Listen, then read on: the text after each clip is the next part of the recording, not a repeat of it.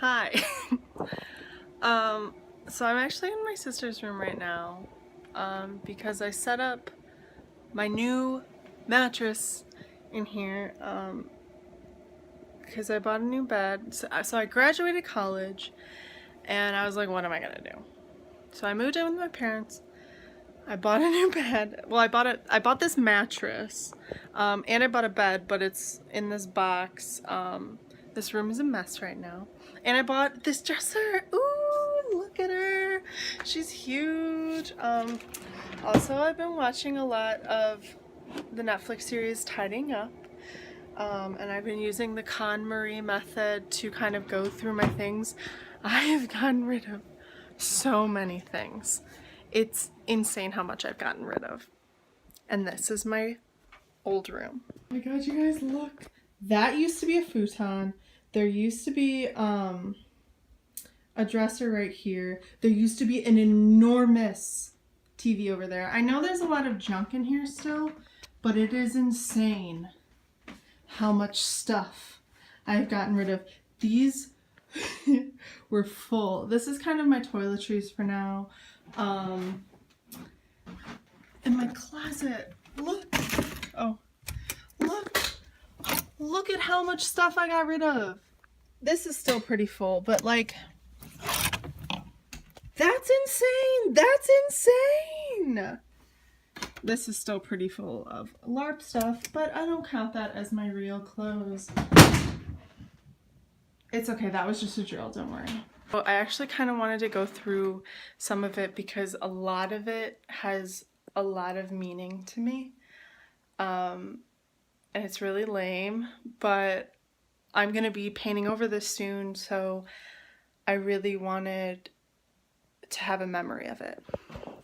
So this little guy, you know, this, I think it's obvious that it's a bunch of people, you know, helping this guy out of, I don't know if these are really flames or like waves or something, but obviously he's in a pretty troubling situation.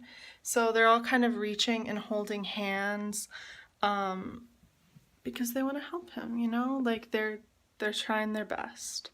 And that was kind of a reminder in my life that there will always be people there, no matter how much I'm falling, even if I'm being held on to, and I have nothing else to hold on to but another person, you know, like there will always be people in my life. This, it's like down and then up and then down and then up again, kind of into the sky, is a reminder to me that it's gonna be hard and things will very, very often get worse before they get better, and you kind of just have to push through those down times in order to get back up to the good times. Please note that I did this in like, I don't know, 9th grade. I think I painted this in like 8th or 9th grade, so it's like pretty cheesy, but it still means a lot to me. This hammer was for my dad because he's a fixer, and it's kind of shattering all this stuff, which isn't to say that like he's shattering my life, but I just thought it was kind of cool, like imagining like a hammer breaking stuff.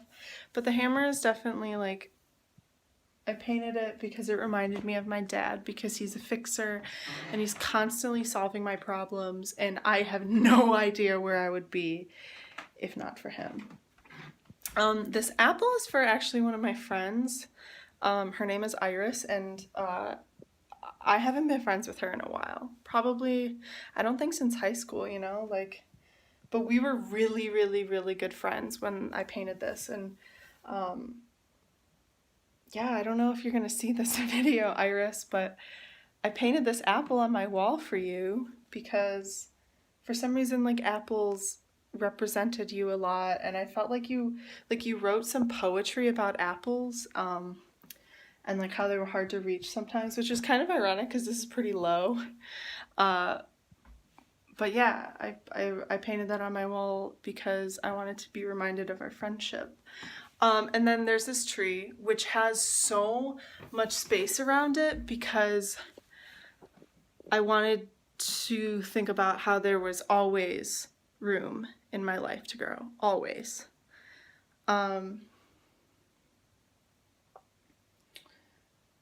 So that's why I never, like, I didn't paint it very, very big, very, like, bloomy. And it kind of looks dead, which, yeah, it looks like a dead tree. But I don't think I was thinking about that when I did it. This circle with, like, this cloud coming out of it is for my friend Mo, who I'm still amazing friends with, which is insane because I think I painted this like 8 or 9 years ago. That's insane. To even think that like I've been friends with anyone that long, like that's half my life. And you know why that represents you. We don't have to go over it.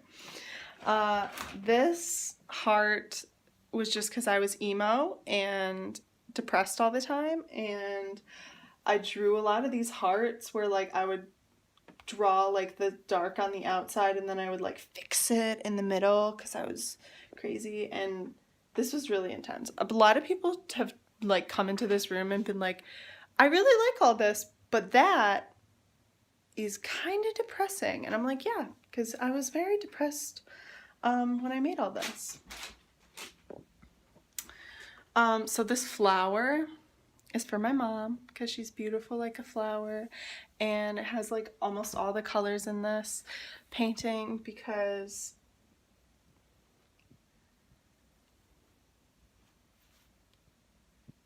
she's beautiful.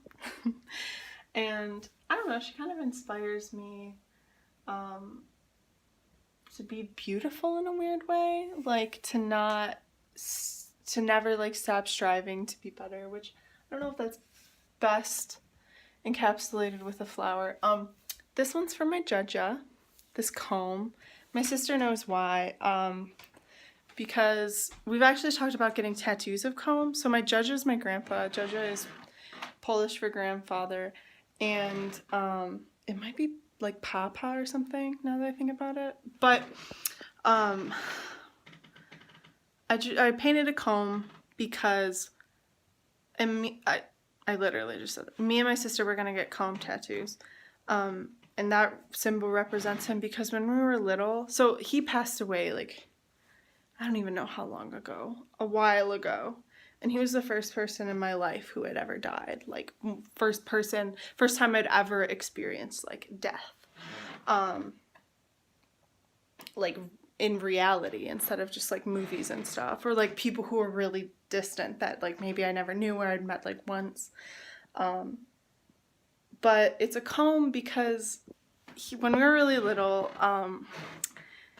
he always kept a comb in his breast pocket of his shirt, and we'd always like sit on his lap and kind of like play wrestle with him, and if we got the comb, then we were allowed to like comb his hair however we wanted, I guess.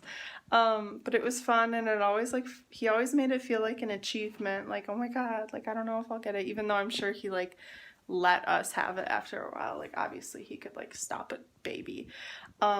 But we always combed his hair to look like Mo from the Three Stooges, like parted in the middle, and it always like did that thing. Or does it come down? I don't really remember. I just remember he looked like Mo, and I don't know. I'm getting emotional thinking about it because it was really cute. So next up, we have this flashlight, and this is actually for my sister. I don't know if you know this, Chloe. I might have told you once or twice, but the flashlight is because she inspires me, and she always kind of like guides me when I need guidance. She's always really, really real with me about my decisions, and I guess it's just different from my parents in that like she's only a few years older than me. She's only 4 years older than me, so she's living not like a similar life, but she understands what the world is like for people my age, and like she kind of like does things a couple years before I kind of reach that stage in my life. So she's a flashlight because she always like guides the way for me and kind of like shows me where I need to go or like what my next steps are in life.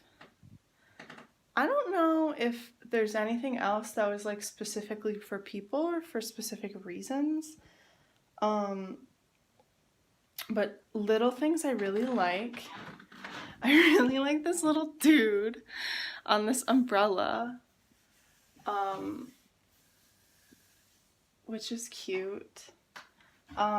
I like these little, like, they look like little, like, antenna or, like, little, like, they're, like, sending out signals, and I think that's really cute.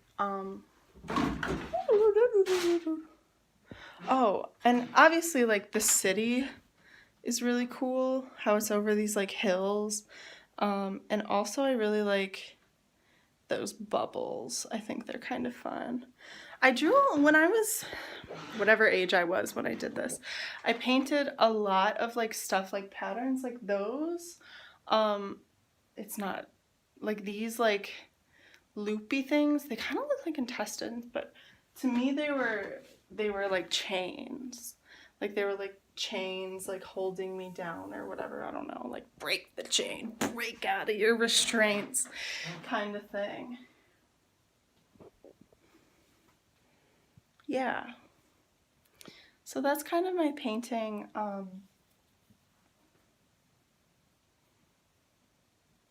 can't believe I'm painting this room. Like even just being in here right now, it's like so quiet.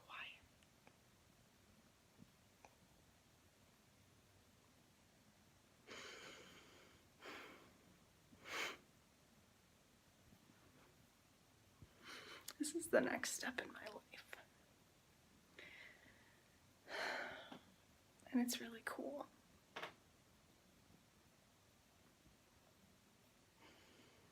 And I know I'm crying, but I'm not like crying, but like I'm tearing and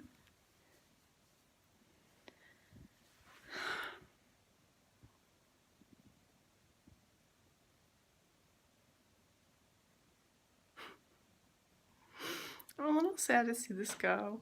Even though whenever people come in here, I'm embarrassed by it because I think it's really lame. But also, like, shout out to my parents for letting me do this. Like, what? They just let me, like, paint a crazy mural on my wall? Like, what? They're just like, yeah, do whatever you want. And by the way, I didn't plan this out. I didn't plan any of this out. I just went. I started with this, like, hill thing. I think you can tell because it's, like, really thick. I started with the hills. I think I might have done like the city, and then I was like, let's just paint stuff, you know?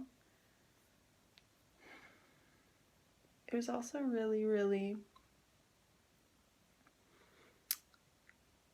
like therapeutic.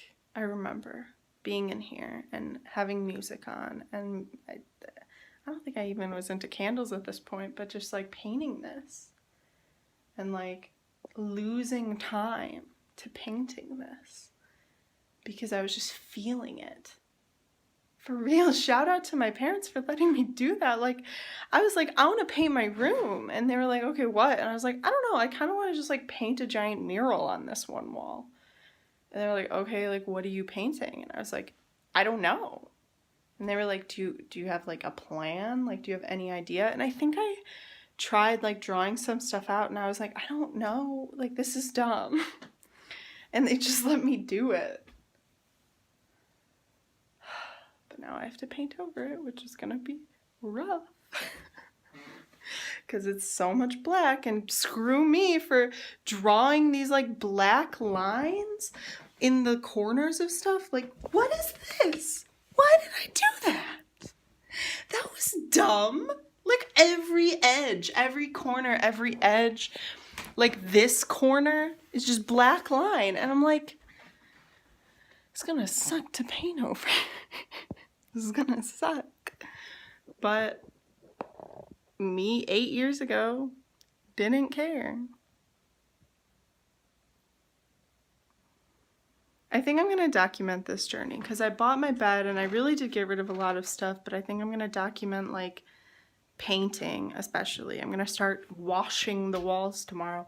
My dad wants me to paint the ceiling, which looks fine, Dad.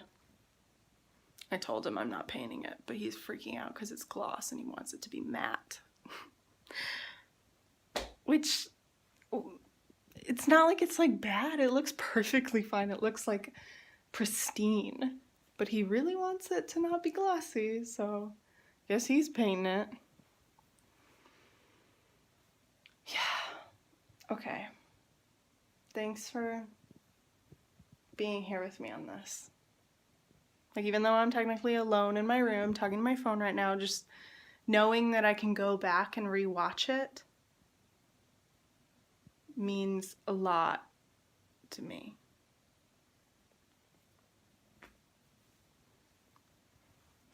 Bye, guys. And there we go. Whole freaking empty room.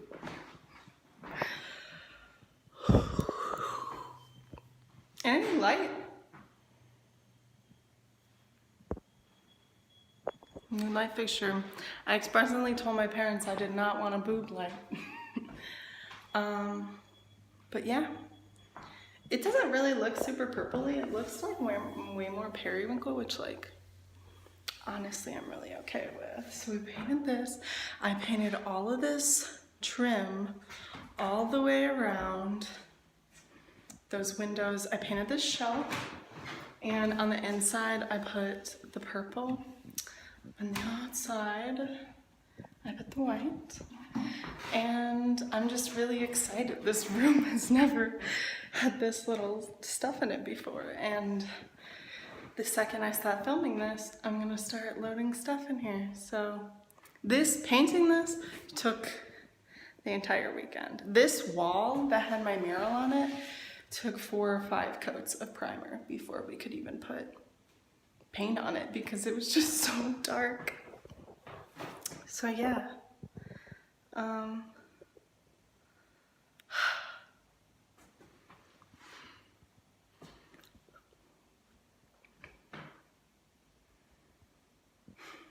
It's so nice to repaint.